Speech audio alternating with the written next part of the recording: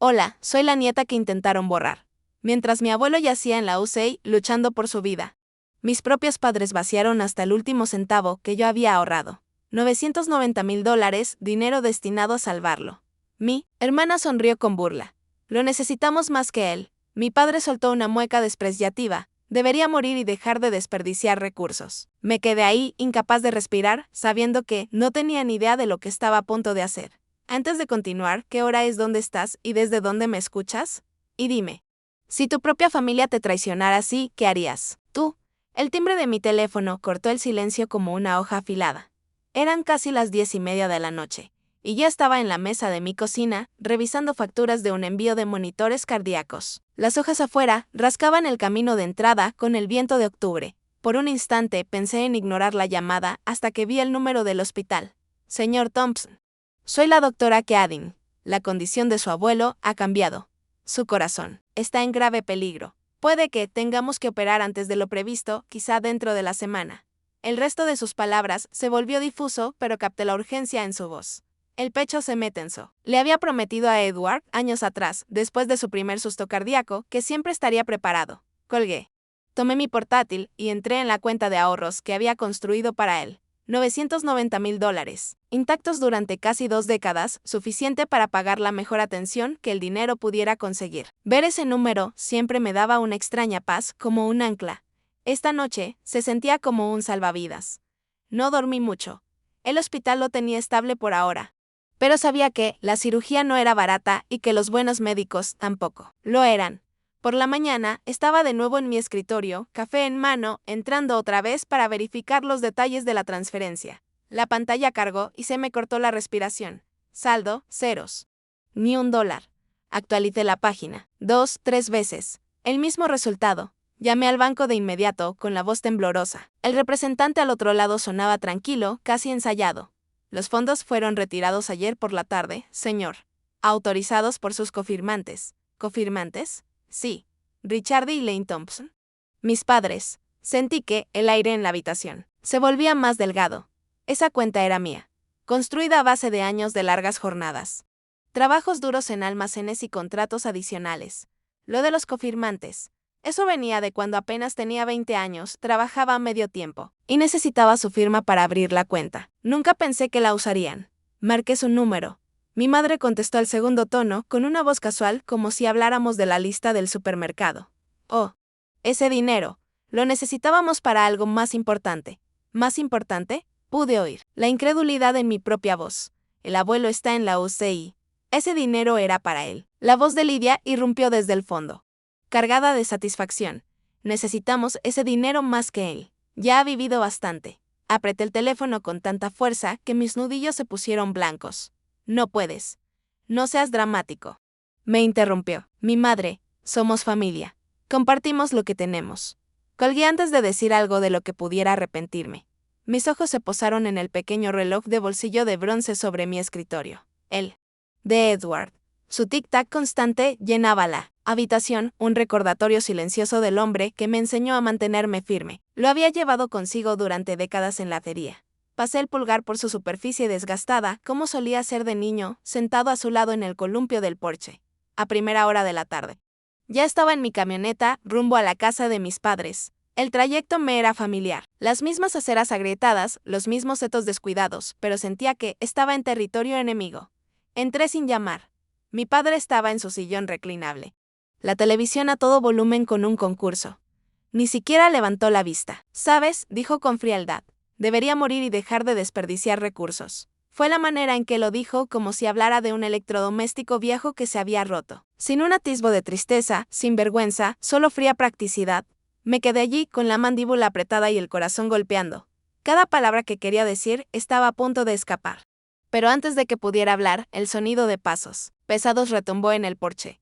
Luego, bang, la puerta principal se abrió de golpe. Un hombre con uniforme entró, sosteniendo un sobre grueso.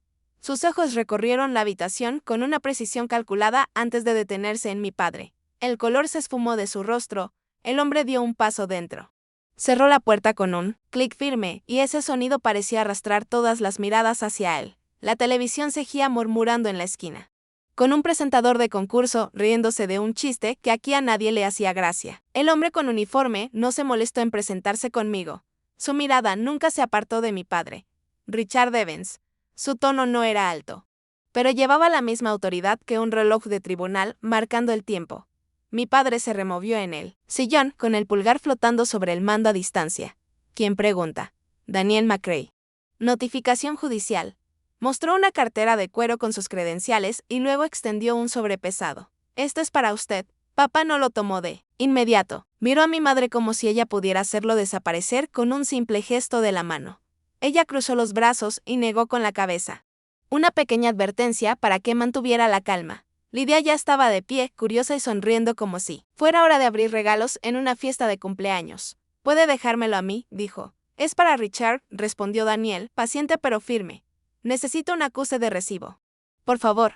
Papá finalmente se levantó el sillón protestando bajo él y aceptó el sobre. Sus dedos se clavaron en la costura como si pudiera herir el papel por atreverse a llegar a nuestra sala.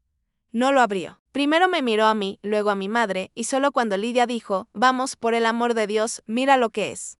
Deslizó un dedo bajo la solapa. El olor me golpeó antes que las palabras. Café. La mezcla de Edward.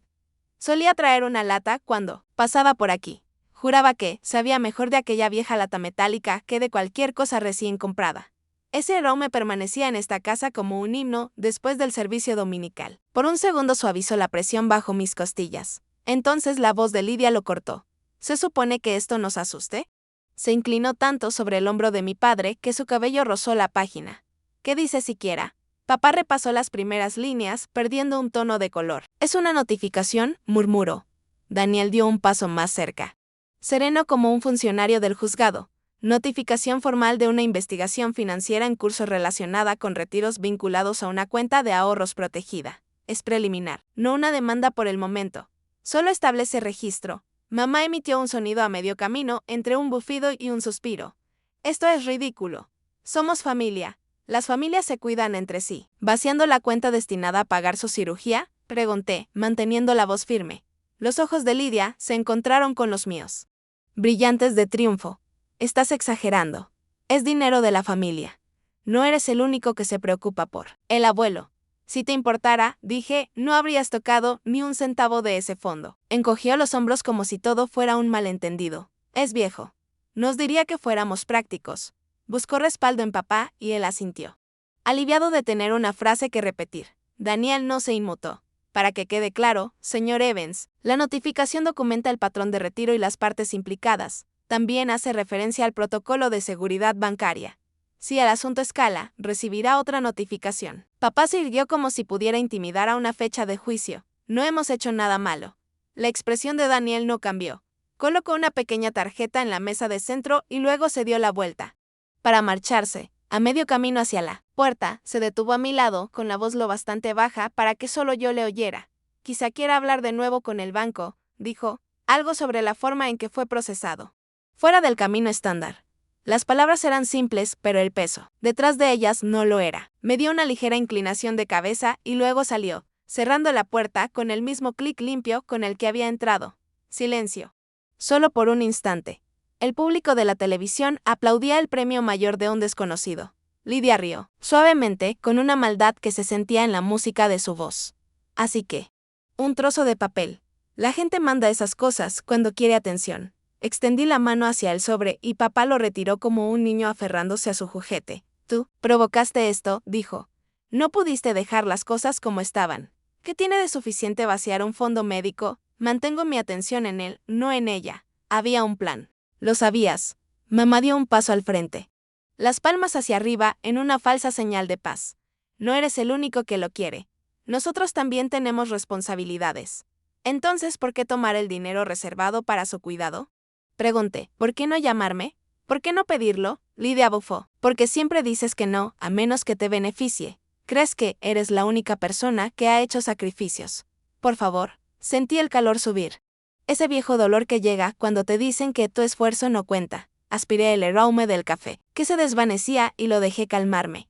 «He dicho que, si más veces de las que ustedes admitirán», respondí con firmeza, y esa cuenta existía para un solo propósito. Una sola persona. Papá señaló la puerta con un dedo, como si pudiera Expulsarme de la casa con un gesto. No vas a convertir esto en un circo. Nosotros lo resolveremos. Resolverlo, miré la notificación. Todavía temblando en su mano, acaban de decirte que estás registrado en una investigación financiera. Eso no es hacer una escena. Es el debido proceso, llamando a tu puerta.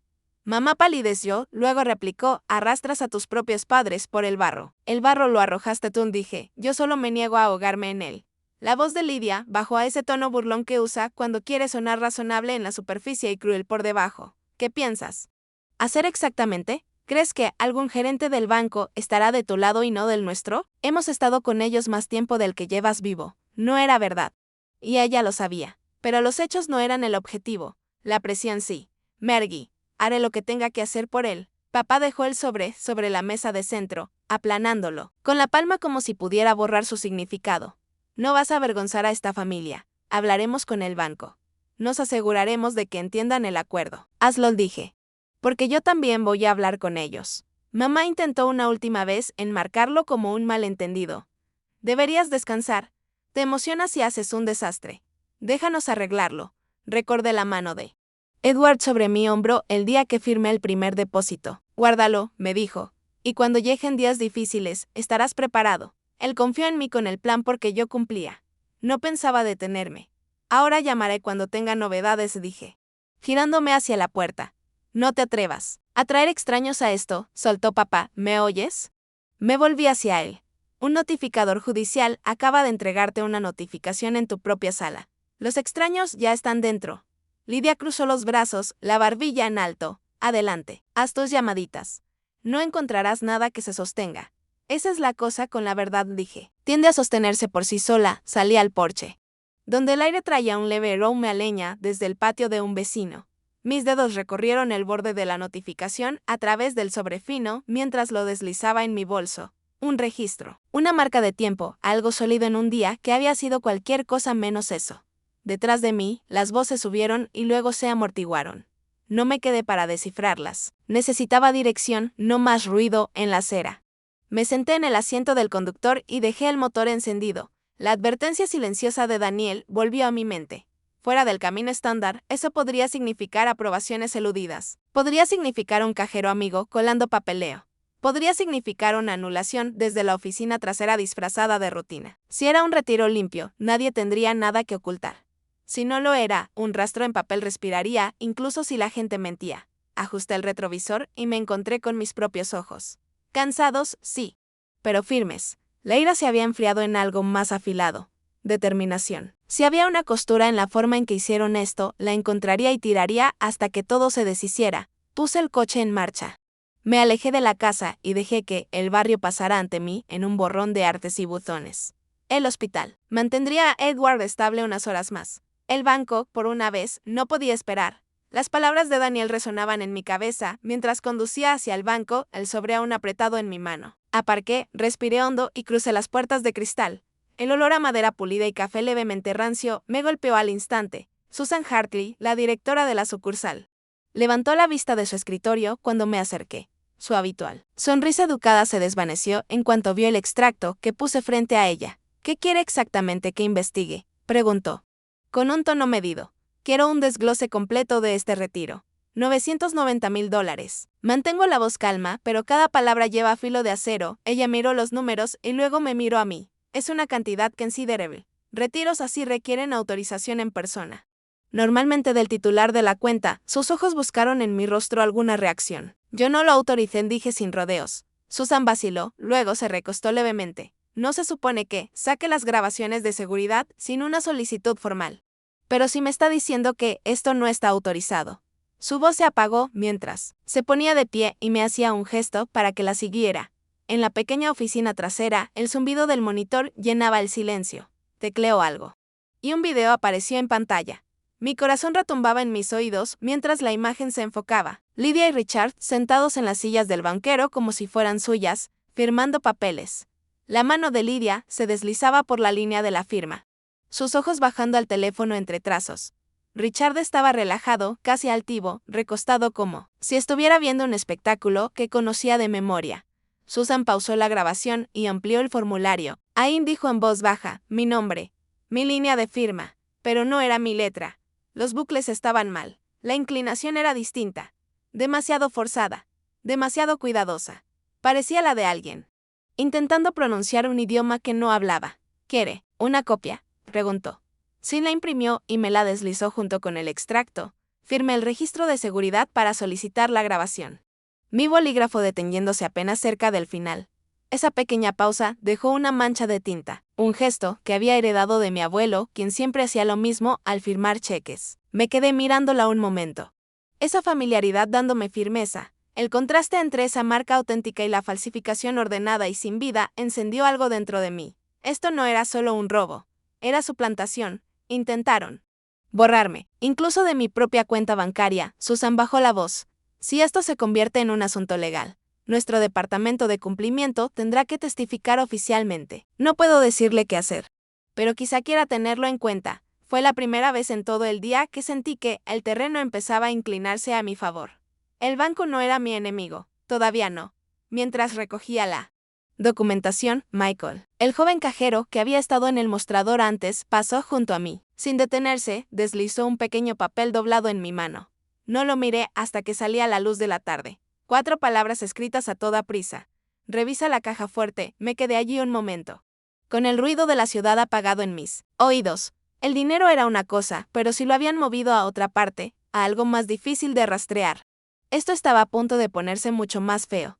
Salí del banco con la grabación en el bolsillo y la nota críptica de Michael ardiendo en mi mente. No fui a casa. En cambio, conduje directamente a la sucursal principal en el centro, la de las viejas columnas de piedra y la bóveda en el sótano. 2 horas después, estaba frente a la gruesa puerta de acero que conducía a la sala de cajas de seguridad.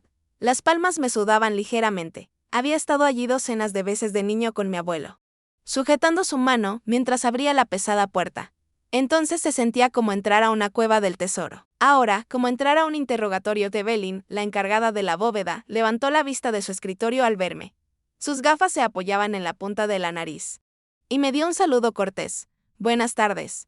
Nombre, lo di, deslizando mi identificación por el mostrador. Tecleó algo en su ordenador y luego tomó un gran libro de cuero. Pasó las páginas hasta detenerse, recorrió una columna con el dedo y frunció el ceño. Usted estuvo aquí por última vez hace casi un año. Pero hubo otra visita hace solo 3 días. No tuve que preguntar. Lidia, dije, más para mí que para ella. Sus ojos se encontraron con los míos un instante antes de entregarme la planilla para firmar. Eso es lo que dice aquí. Me condujo por un pasillo frío, con el olor a metal y alfombra vieja flotando en el aire. La puerta de la bóveda se abrió con un gemido y dentro, filas de cajas se alineaban contra las paredes. La caja de nuestra familia había sido abierta por mi abuelo hacía décadas, su nombre grabado en letras prolijas en el documento original. La cerradura hizo clic cuando Evelyn insertó la llave maestra y luego dio un paso atrás para que yo usara la mía. El cajón metálico se deslizó con un chirrido apagado. Lo coloqué sobre la estrecha mesa y levanté la tapa. Lo primero que vi fue un sobre grueso, color crema, sellado con cera. La caligrafía de mi abuelo se desplegaba en el frente para mi nieto. Solo cuando sea el momento adecuado. La garganta se me cerró. Pasé un dedo sobre las letras, pero no lo abrí. Aún, no debajo había varios recibos doblados. Los abrí uno por uno. Eran compras de lingotes de oro, fechadas el mismo día que el retiro de $990,000. El estómago se me hundió. El oro no estaba allí. Seguí revisando, sacando cajas más pequeñas. Una era un estuche negro de terciopelo. Familiar, lo reconocí al instante. Los gemelos de oro de mi abuelo. Los llevaba en cada reunión importante de la familia. Desde bodas hasta funerales. Abrí el estuche y me quedé helado. Solo había un gemelo adentro. En el espacio vacío yacía un papel arrugado. Lo desplegué con cuidado. Un solo nombre y una dirección escritos con tinta irregular. Un almacén fuera de la ciudad del que nunca había oído hablar. Me quedé mirándolo un largo rato, la mente ya adelantándose. Si Lidia había movido el oro allí, podría ser recuperable. Pero el hecho de que hubiera dejado un rastro, eso no parecía su estilo. Evelyn carraspeó. Técnicamente, sin el consentimiento de los cotitulares, no debería retirar documentos que no son suyos. Aún así, deslicé el papel en mi bolsillo. Anotado, no me detuvo, pero sus ojos se quedaron fijos en mí, como sopesando si decir algo más. Cerré la caja. La volví a colocar en la pared y la seguí fuera. El aire fresco del sótano dio paso al vestíbulo más cálido, con la luz del sol derramándose sobre el suelo de mármol. Afuera, respiré hondo. Saqué el teléfono de mi bolso y caminé hacia el coche. Entonces vibró. El mensaje era breve. Estás hurgando demasiado. Para ahora o él muere. Me quedé paralizado en la acera, las palabras nadando ante mis ojos. No tenían que nombrarlo. Sabía perfectamente quién era. El abuelo. Aún tendido en esa cama de la UCI. El texto me congeló a mitad de paso. Las letras difuminándose mientras apretaba el teléfono. Me refugié en el banco más cercano, bajo el toldo del hospital, con el pulgar marcando ya el número de la línea principal de la UCI. OCI, habla Marjorie. Es sobre mi abuelo. Habitación 402, dije. Intentando mantener la voz firme, está bien, hubo una pausa. Mi corazón llenó el silencio. Sigue con nosotros, respondió finalmente Marjorie, los signos vitales se mantienen, aunque sigue en estado crítico. Puede visitarlo en la próxima ventana, a las 4, exhalé lentamente, aflojando el agarre sobre el teléfono. Gracias, murmuré, colgando. Me quedé allí un largo momento, la amenaza repitiéndose en mi cabeza. Debería haber llamado a la policía. Cualquier persona sensata lo habría hecho. Pero sabía, en lo más profundo, que no era un desconocido. Esto estaba más cerca de casa. Si mostraba mis cartas demasiado pronto, quien enviara ese mensaje solo se escondería más. Necesitaba pruebas, no solo sospechas. A media mañana, ya estaba en la carretera. Siguiendo la dirección desvaída del papel arrugado, la ciudad dio paso a matorrales, luego un pueblo adormecido con más escaparates tapiados que abiertos. El almacén estaba en el extremo más alejado, un conjunto envejecido de unidades de metal corrugado. La mitad de las puertas abolladas y desteñidas. Por el sol, una campanilla sobre la puerta de la oficina tintineó al entrar. El aire olía levemente a aceite de motor y papel viejo. Tras el mostrador, un hombre de unos 60 años, con la camisa de franela remangada hasta los codos y las gafas colgando de un cordón. Hojeaba un libro de registro. Su placa decía Tom. Buenas tardes, dijo, sin levantar la vista. ¿Viene a pagar o a vaciar? Vengo a acceder a una unidad, respondí, deslizando la dirección hacia él, la miró y luego me observó con escepticismo. No sin el inquilino registrado o una orden judicial. ¿Tiene alguno de los dos? No exactamente, metí la mano en el bolso y coloqué el único gemelo de oro sobre el mostrador. Esto pertenecía a la persona que la alquiló. Su mirada se fijó en el gemelo durante un largo instante. Lo tomó, girándolo en la palma. Hace mucho que no veo uno de estos. ¿Es usted pariente de Walter? Mi abuelo, dije. Algo en sus hombros se relajó. Sin decir más, se agachó bajo el mostrador, sacó un manojo de llaves y me hizo señas para que lo siguiera. La unidad estaba al fondo. La puerta metálica gimiendo mientras se enrollaba hacia arriba. Una ráfaga de aire viciado y polvo me golpeó. Primero dentro, filas de baúles de madera se apilaban como un extraño tesoro, cada uno con etiquetas de envío de ciudades que reconocía y otras que no. Contra la pared del fondo había una mesa tambaleante cubierta de libros de contabilidad. Abrí uno, repasando páginas de letra inclinada y ordenada.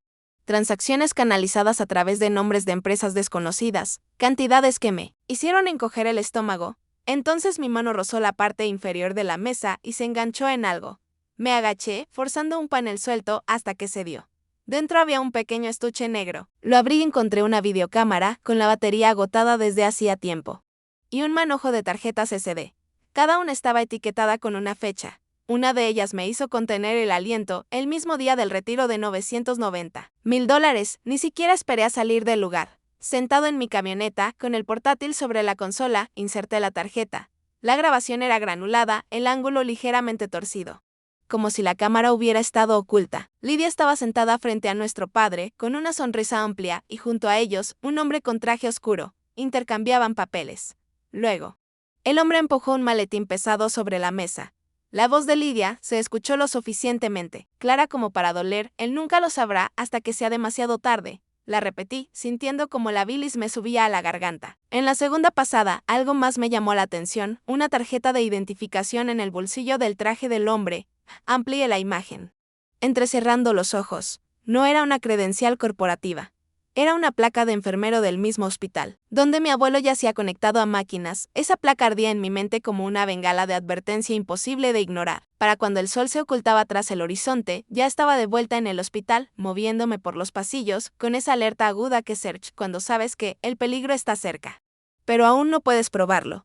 La UCI estaba más tranquila. De noche, el zumbido bajo de las máquinas, mezclándose con pasos apagados sobre el suelo pulido. Tomé una silla justo afuera de la habitación de mi abuelo, fingiendo revisar el teléfono, mientras mis ojos seguían a cada persona que entraba o salía.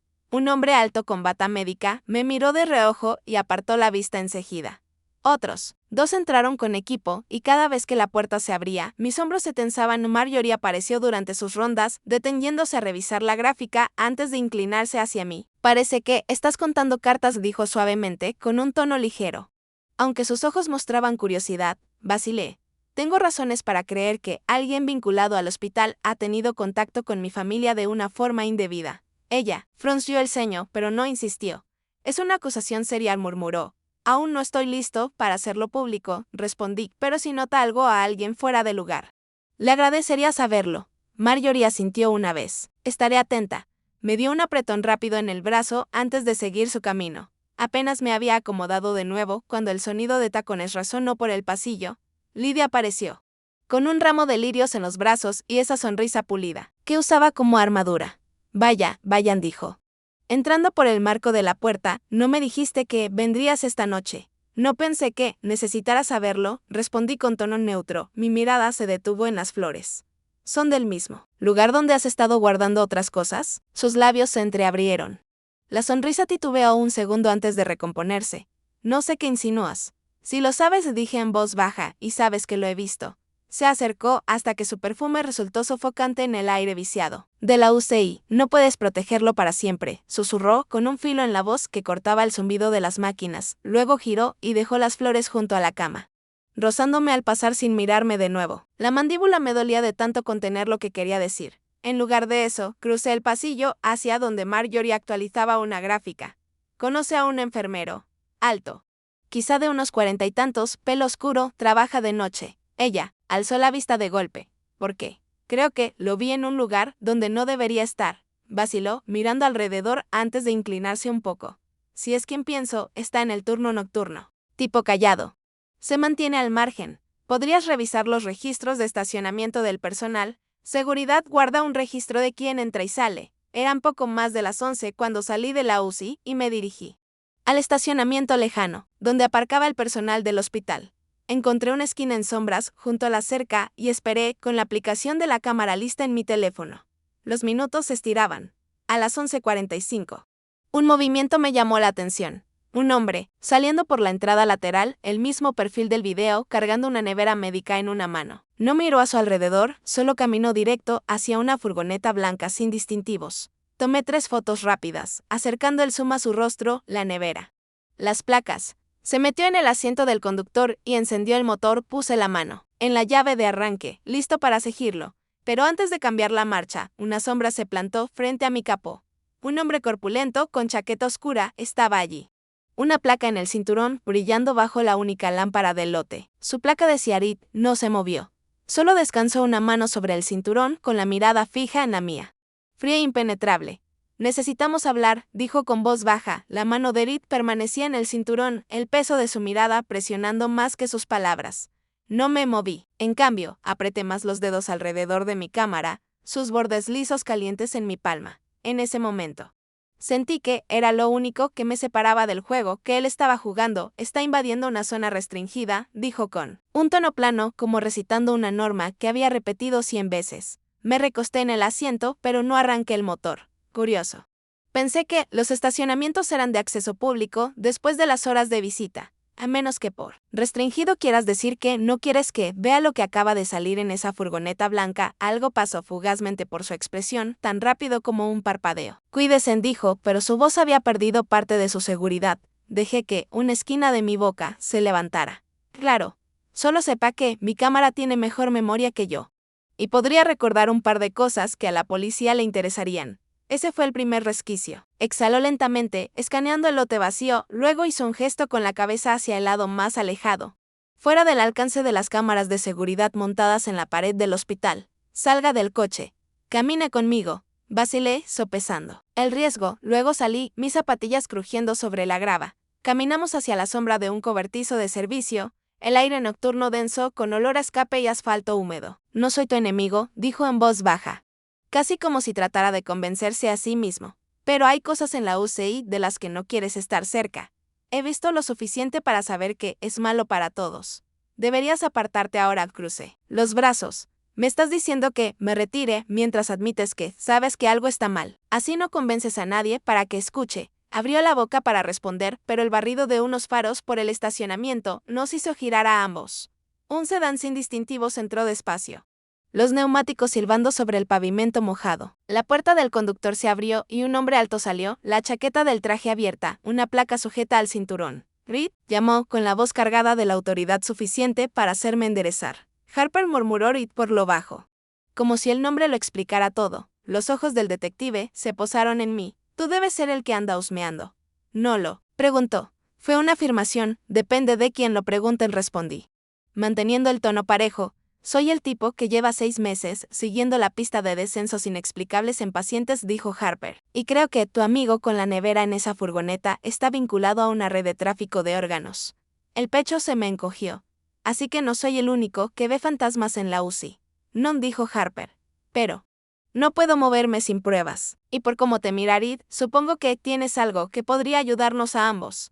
Saqué la cámara de mi bolso y la encendí. Las imágenes de antes aún vividas en mi mente. Si le doy las fotos, me dice todo lo que pueda ayudar a mantener con vida a mi abuelo. Asintió una vez. Trato hecho, se la entregué. Harper fue desplazando con el pulgar, firme sobre el botón. Entonces se detuvo, frunciendo el ceño. «¿Dónde están?» «Ahí están», dije enseguida. 3 tomas, rostro, nevera, matrícula. Las tomé hace menos de 15 minutos. Harper giró la cámara para que viera la galería vacía. No había fotos, ni siquiera las antiguas. El estómago se me desplomó, lo juro, empecé. Pero me detuve al ver a Reed observándome, su expresión impenetrable. «Supongo que tendremos que atraparlo otra vez», dijo Harper con calma, devolviéndome la cámara. En el acto, su tono no era impaciente, era medido, como si ya estuviera trazando el siguiente paso en su cabeza. Una sirena distante aulló por las calles, apagándose a medida que se alejaba. Harper se acercó, bajando la voz hasta que solo yo pudiera oír. «Mañana por la noche te necesitaré en la UC y exactamente a las 2:17 am. No le pregunté a Harper por qué esa hora exacta. Solo sabía que tenía 24 horas para aclarar mi mente y estar listo. La noche siguiente, el hospital era una criatura distinta. Silencioso, despojado del caos diurno. Iluminado con ese resplandor pálido y antinatural que hace que cada sombra parezca más larga de lo que debería. Llegué temprano, dándome tiempo para recorrer los pasillos. Aprender qué puertas se cerraban solas y cuáles quedaban entornadas si las empujabas bien. El piso de la UCI se sentía como si el aire hubiera sido retenido demasiado tiempo, inmóvil, viciado y atento. Harper ya estaba en una sala de observación en desuso, escondida tras un juego de puertas dobles. Una sola lámpara de escritorio iluminaba el espacio, dejando la mitad de su rostro en sombra. «Ciérrala», murmuró, señalando la puerta detrás de mí. Cuando encajó el pestillo, deslizó un bolígrafo sobre la mesa. «Parece común», dijo, «pero graba audio y video. Llévalo enganchado donde tenga una vista directa. No lo toques. No lo golpees. Solo deja que funcione». Lo sujeté al bolsillo de mi chaqueta, asegurándome de que la lente asomara lo suficiente. Mi corazón sonaba más fuerte que el zumbido de las luces del hospital. Nos quedamos en esa sala 15 minutos, hablando poco. Cada crujido en el pasillo me hacía pensar que alguien ya nos había encontrado. Harper miraba su reloj de vez en cuando, no con impaciencia, sino contando hacia atrás a las 2:16. Asintió levemente hacia la puerta. «Es hora», nos deslizamos al pasillo justo cuando una camilla apareció, sus ruedas susurrando contra las baldosas. La empujaba la enfermera Dana, el rostro sereno de una forma que me puso la piel de gallina. El paciente sobre ella no era mi abuelo, demasiado joven, demasiado inmóvil. Pero la bolsa de suero se balanceaba con cada empuje, en líquido transparente. Brillando bajo la luz, a su lado caminaba el hombre de la furgoneta, con el mismo paso despreocupado y el mismo agarre demasiado casual, sobre una nevera en su mano izquierda. Su uniforme parecía recién puesto, pero no había nada limpio en la forma en que sus ojos se movían hacia cada esquina. Me mantuve a una distancia segura, dejando que el bolígrafo en cámara absorbiera la escena. Llegaron a una puerta lateral, con el letrero «Solo personal autorizado». El hombre pasó una tarjeta magnética y la cerradura emitió un clic suave. Empujó la nevera primero y luego guió la camilla tras él. Desde mi ángulo alcancé a ver mesones de acero inoxidable, filas de bandejas etiquetadas y una unidad de refrigeración zumbando al fondo. El estómago se me revolvió. Harper dio un paso hacia adelante, pero un pitido electrónico lo detuvo en seco. Las luces del pasillo se atenuaron, sustituidas por un resplandor rojo intermitente y lento. Bloqueo de seguridad, murmuró, sacando su placa del cinturón. Acaban de cerrar esta sección. Me acerqué un poco más a la puerta, la cámara aún apuntando. Fue entonces cuando la cabeza de Dana giró. Sus ojos se clavaron en los míos. Y por un segundo no hubo confusión, sabía exactamente lo que estaba haciendo. Gritó, su voz rebotando por el pasillo. La cabeza del sospechoso se giró hacia mí y luego hacia Harper. Sin dudarlo. Dejó la nevera. Las alarmas estallaron con un volumen capaz de hacer vibrar el cristal de la puerta. Pero en lugar de correr hacia la salida más cercana, se lanzó en la dirección opuesta, directo hacia las habitaciones principales de la UCI. Directo hacia mi abuelo. Me tomó un instante registrar el cambio de dirección. Luego ya estaba corriendo, mis zapatos golpeando el suelo. El bolígrafo en cámara rebotando contra mi pecho. Harper gritó algo detrás de mí. Pero todo lo que oía era el latido en mis oídos. Doblé la esquina justo a tiempo para ver la sombra del hombre alargarse sobre la puerta de la habitación de mi abuelo. El pecho me ardía. El aliento me salía, en ráfagas cortas. Si él llegaba primero, todo estaría perdido.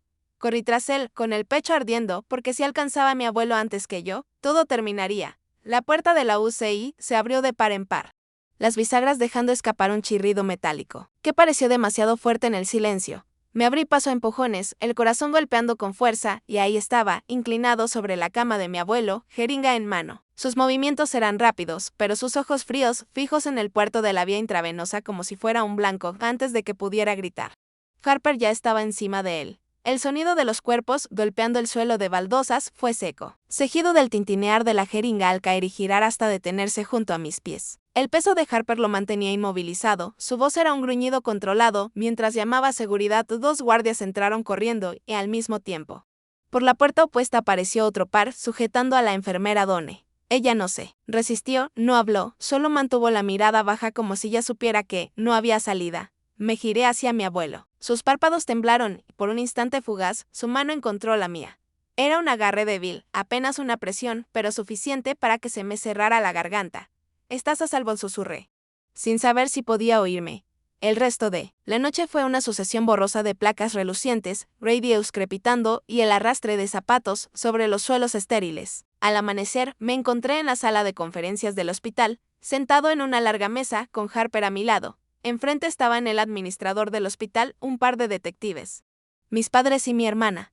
Dana y el hombre estaban custodiados. En algún lugar del pasillo, Harper colocó mi bolígrafo sobre la mesa, presionó un botón y dejó que la grabación hablara. El video mostraba todo, las manos firmes de Dana empujando la camilla.